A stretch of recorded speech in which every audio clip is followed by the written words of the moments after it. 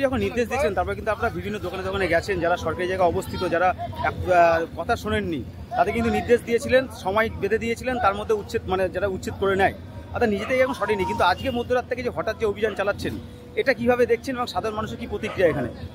না, আপনারা একটু খেয়াল করলে দেখবেন যে আমাদের শান্তিপুরের যে সমস্ত দোকানদারদের কাছে আমাদের পৌরপতি বা আমরা আবেদন করেছিলাম, তারা নিজেরা মেনে নিয়েছে এবং তারা নিজেরাই তাদের দোকান সরকারি জায়গা বা ফুটপাতের উপর থেকে তারা সরিয়ে নিয়েছে।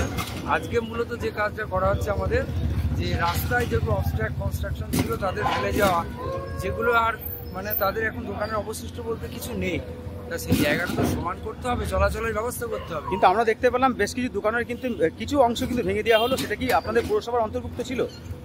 হ্যাঁ, সেটা পৌরসভার ভিতরে চলে এসেছিল। যেগুলো আমরা দিনের বেলায় এই কাজ করতে গেলে রাস্তায় আপনি জানবেন যানজট হতে পারে, অনেক মানুষ থাকে, সেক্ষেত্রে রাত্রিবেলায় রাস্তা ফাঁকা পাওয়া যাবে এবং এই জন্যই আমরা আজকে শান্তিপুর পৌরসভা, শান্তিপুর পুলিশ প্রশাসন, শান্তিপুর ফায়ার ব্রিগেড আমরা সকলকে নিয়ে আজকে রাস্তায় নেমেছি। আজকে রাস্তাটা যতটা পারা যাবে চড়া। আমরা দেখেছিলাম মুখ্যমন্ত্রী নির্দেশের পরপরই কিন্তু বিভিন্ন পৌরসভা তারা কিন্তু কর্মযোগে নেমে পড়েছিলেন, কিন্তু শান্তিপুর পৌরসভা থেকে কিন্তু অন্য চিত্র। এটা কেন, এত সময়টা কেন লাগে? না, আপনারা দেখবেন মুখ্যমন্ত্রী মমতা বন্দ্যোপাধ্যায় বলেছিলেন যে 1 মাসের মধ্যে একটা জিনিসটাকে অবজার্ভ করতে, যে মানুষ কে কোথায় আছে, তাদের পুনর্বাসনের কী হবে, তাদের একটু সময় দেওয়া, সেটা আমরা করেছি।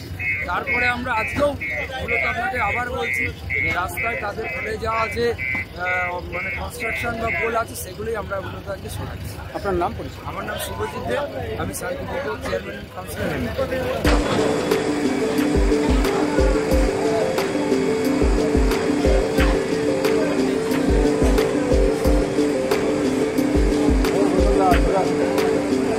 Gracias.